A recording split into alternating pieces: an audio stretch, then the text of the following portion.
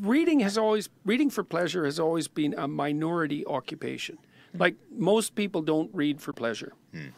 Of the people who read for pleasure, only a small proportion buy books. Of the people who buy books, only a small proportion buy difficult books. It's a specialty market. And I don't think that's changing.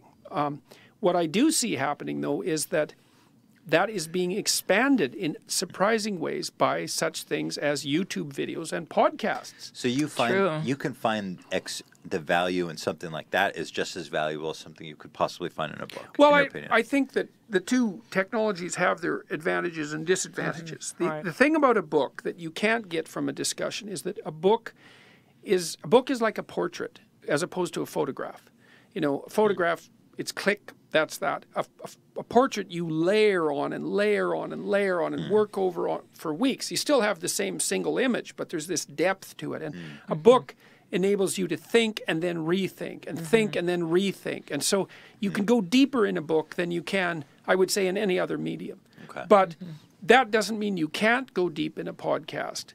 And it doesn't mean that there's no educational utility in podcasts. Plus, there's audiobooks, right? And people are listening to those. Well, that was another question. Do you think that audiobooks are just as valuable as books? Oh, sure.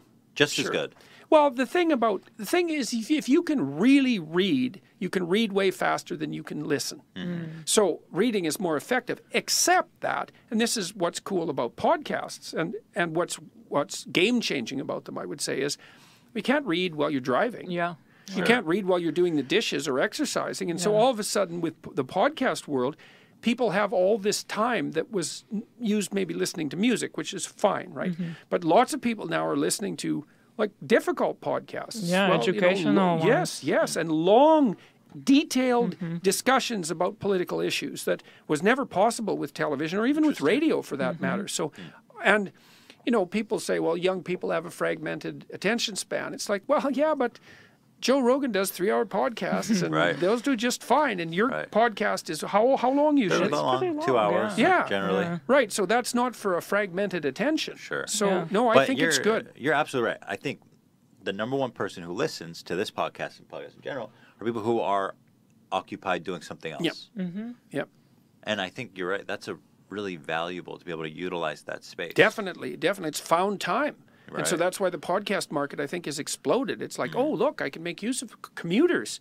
You know, people spend thousands of dollars a month in their time commuting. It's like, poof, all of a sudden you can make that. You can take a university degree while you're commuting, essentially, you know, in terms of the knowledge that you can attain. So I'm not pessimistic about that at all.